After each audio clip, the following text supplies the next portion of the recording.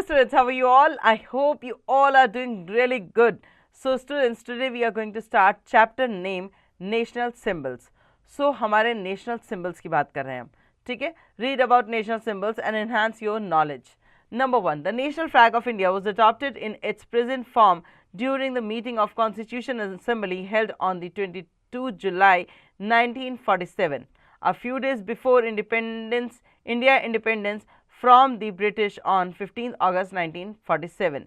It served as the national flag of the Dominion of India between 15 August 1947 and 26 January 1950 and that of the Republic of India thereafter. Okay, so हमारा जो national flag था ये adopt किया गया, एक constitution assembly held हुई थी 22 जुलाई 1947 में. बस कुछ ही दिन पहले हमारे भारत की स्वतंत्रता से कुछ दिन पहले ही ये डिसाइड हुआ था कि हमारा जो फ्लैग है वो कैसा बनाया जाएगा. इससे पहले बहुत तरह के फ्लैग्स जो थे वो इंडिया ने अडॉप्ट किए थे, बट किसी ना किसी में कुछ ना कुछ कमी ऊपर नीचे हमेशा रहा था.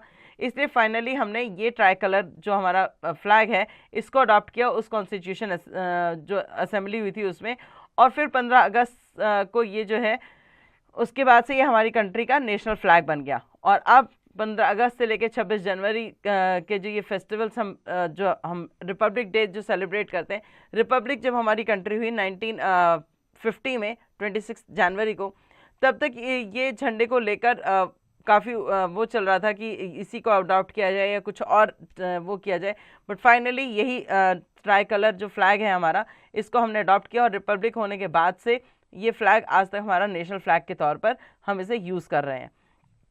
उसके बाद है Sarnath, lion capital of Ashoka. It was adopted on 26 January 1950, the day Indian constitution came into force.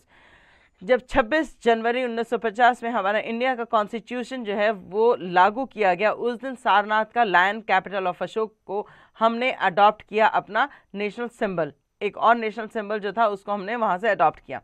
Now the national emblem of India is based on the Ashoka pillar at Sarnath. Ashoka pillar, ये सारनाथ का अशोका पिलर है, उसके ऊपर बेस हमारा नेशनल एम्बलम जो था वो ready हुआ. ठीक है, जो हमारे यहाँ उत्तर प्रदेश में ये सारनाथ है वहाँ से ये अशोका का जो पिलर था वो वहाँ से लिया गया और उसके ऊपर बेस्ड ये नेशनल एम्बलम जो है वो हमारा रेडी हुआ.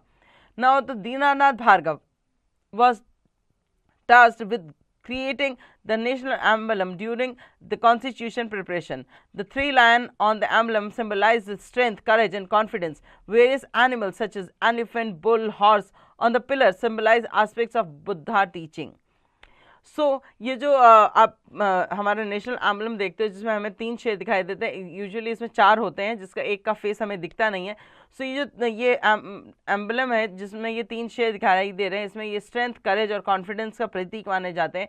इसमें और भी एनिमल्स हैं जैसे कि एलिफेंट है, बुल है, हॉर्स है, राइनोसॉरस भी है, और इसको समझा जाता है कि बुद्धा की टीचिंग से ही इस पिलर को सिम्बलाइज किया गया था. बुद्धा की टीचिंग जो थी उनके बेस्ड जो उनको नॉलेज मिली थी उस पर उन्होंने ये इस तरह का पिलर जो था डेवलप किया था जिसे हमने एज अ नेशनल एम्बलम लिया था. दीनानाथ भार्गव को ये टास्क दिया गया था कि वो हमारा नेशनल एम्बलम जो है उसको भी डिज़ाइन या क्रिएट करें जब वो हमारा कॉन्स्टिट्यूशन प्रिपेयर कर रहे थे उस टाइम पर. Now the national anthem of India is title Jana Gana मन. The song was originally composed in Bengali by Indian first Nobel laureate Rabindranath Tagore on 11 December 1991. The parents' song Bharato Bhagyo Vidhata is a Brahmo hymn. The anthem conveys the spirit of pluralism, or in a more popular term, the concept of unity in diversity, which lies at the core of Indian culture heritage. The song was first publicly sung on the second day of the annual session of Indian National Congress in Calcutta, or known as Kolkata, on 27th December 1911 by Rabindranath Tagore niece in her school assembly. So national anthem जो है हमारा national anthem जनगण मन जो है ये compose किया गया एक बंगाली जो हमारे नोबल लॉरेट थे रविंद्रनाथ टैगोर उनके द्वारा 11 दिसंबर 1991 में. और ये इस जो था वो बेसिकली पहले बंगाली सॉन्ग था. पेरेंट सॉन्ग इसका क्या है, भरतो भाग्यो विधाता. सो ये ब्रह्मो हाइम्स हैं जिनमें इन्होंने इसको बनाया था। और इसकी स्पिरिट क्या थी कि प्लूरलिज्म, मतलब कि बहुत सारे लोगों का एक ग्रुप, या इनका पॉपुलर टर्म ये था कि यूनिटी इन डाइवर्सिटी, अलग अलग विभिन्न राज्यों का होना और अलग अलग प्रांतों से होने के बाद भी हम एक हैं।